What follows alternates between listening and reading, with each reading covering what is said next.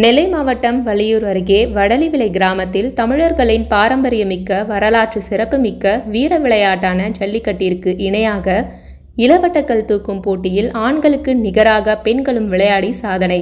தமிழர்களின் வீர விளையாட்டுகளில் ஜல்லிக்கட்டிற்கு அதிக முக்கியத்துவம் இருக்கிறது. இதற்கு அடுத்த கட்டமாக இளவட்டக்கல் தூக்கும் போட்டியில் ஆண்களுக்கு இணையாக பெண்களும் சாதனை செய்து வருவது நெல்லை மாவட்டம் பணகுடி அருகேயுள்ள வடலிவிளை கிராமத்தில் பொங்கல் பண்டிகை தோறும் நடைபெற்று வருவது வியப்பை அளித்து வருகிறது.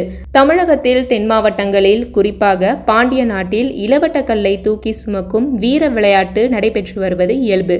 இளவட்டக்கல்லை தூக்கி சுமக்கும் இளைஞனுக்கு பெண்ணை மணமுடித்து கொடுத்தது அந்த காலத்தில் ஒரு வழக்கமாக இருந்தது. நாகரிக காலத்தில் அந்த வழக்கம் மறைந்து போனாலும் தென் மாவட்டங்களில் பல சிற்றூர்களில் இன்றளவும் இளவட்டக்கல்லை தூக்கும் போட்டி நடத்தப்படுகிறது. வெற்றி பெற்றவர்களுக்கு தற்போது பரிசுகள் மட்டுமே வழங்கப்படுகிறது.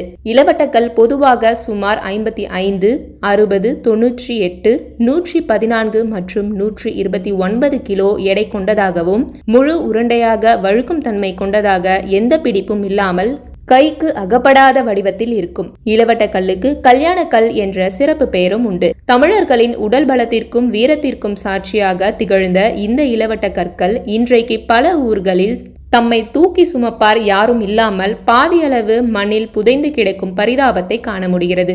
இருந்தபோதிலும் தற்போது நெல்லை மாவட்டம் பணகுடி அருகே வடலிவிளை கிராமத்தில் இளவட்டக்கல் தூக்கும் விளையாட்டு போட்டி வழக்கம் போல் பொங்கல் பண்டிகையை முன்னிட்டு மிகவும் கோலாகலமாக நடைபெற்று வருகிறது.